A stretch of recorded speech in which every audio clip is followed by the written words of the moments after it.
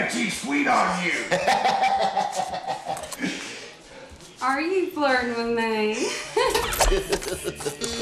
BB. Okay, I'm going to be talking about Oliver Stone's Natural Born Killers, the film that in 1994 sent an uproar of controversy and protest to the big screen. You ain't seen nothing yet. I know this isn't a new movie, but I want to defend it against the bad comments that it got then and in some way is still getting today. To start with, how many people have said it's just a tacky exploitation film that idolizes mass murderers and serial killers. First thing wrong with that, it is not an exploitation film by any stretch of the word. It is 100% an art film, and anyone that has actually sat and watched the entire film can see the art side of it. And the second thing wrong, it isn't idolizing mass murderers and serial killers. It is showing the chaotic minds of mass murderers and serial killers and how the media will pursue a story so much that it in turn turns these murderers into rock stars, if you will. Their subsequent trial turned into a sick, pathetic circus. Griffin is who these misguided souls should be revering. Mike Jerome Griffin was killed in the line of duty by these degenerate spares.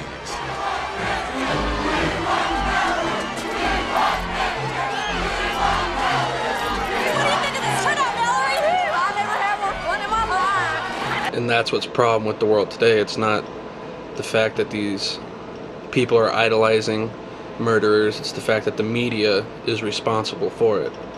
And if you look at who the character Mickey is roughly based off of, which is Charles Manson, during that trial, the media plugged so much because they knew that they were going to get ratings for these murders that have happened that he was the mastermind behind it, and as in turn now Manson has fans all over the world and he is a murderer. He never actually murdered anyone, but he was responsible for the murders of others. Now this movie has a lot of semi-well-known actors: Robert Downey Jr., Tommy Lee Jones, Tom Sizemore, which is a little bit on the lower scale, but you also have Woody Harrelson and Juliette Lewis. But Tommy Lee Jones is actually a well-respected actor, and he actually brought a lot to the film, even though some people say that he just was doing this movie to make money. He created his own character in The Warden, and to this day he stands by his portrayal of the part, as well as he stands by the movie and the message that it was trying to get across. Now, you also have a well-known comedian in the film, Rodney Dangerfield. Why don't you put some meat on you, huh? A few pounds lighter, you'll be Miss Ethiopia. And he's not so much as funny in this film as a complete drunk and an asshole, but that also goes with the backline story of this film, that violence breeds violence. And that doesn't mean that if you watch a movie, read a book, watch the news, you're going to become a serial killer. What it's saying is that violence is in the genes. It's how you're raised, how you're brought up. Mickey Knox, when did you first start thinking about killing? Birth. I was thrown into a flaming pit of scum, forgotten by God. What do you mean by that? I mean, I came from violence. It was in my blood. My dad had it. His dad had it. It's all just my fate. You believe in fate, boy? My fate. In this movie goes far beyond any other film on the topic because of the bizarre imagery that Oliver Stone chooses to show. The background plates that they have, which are not your normal like landscape plates, they're very psychological, in your face, and then get in your head. Now with this movie, it's pretty much you're either going to love it or you're going to hate it. I have not been able to find any middle ground with it. There's either, like I said, either you're going to love it or you're going to hate it. The biggest part when I first saw this film, when it was released on video, is my parents were one of those that you're not going to see this movie in the theater. And I rented it. I loved the movie. I saw what the movie was about. My parents watched it. My dad thought it was dumb. It is dumb in some aspects, but my mom just was like everybody else. This movie's idolizing mass murderers.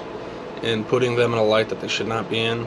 Finally sat her down and expressed my viewpoints on the movie, and she now sees it in a different light. She still doesn't like the movie, which I'm sure a lot of you out there will not like the movie, but she now understands the message that Oliver Stone and Quentin Tarantino, who was the writer of the original story, was trying to show everybody that there's two sides to every story, and even though you were bred into violence, you can change. This is what I think, next to The Doors and Platoon, one of Oliver Stone's best films. Just the look of the film, the fact that he uses multiple formats, including 35mm, 16mm, 8, and even video. And it's just the look of the film, the story behind the film, the effects in the film, and more is the effect that the film has on people, that they can change the way they look at things. And that's pretty much all I really want to say on this.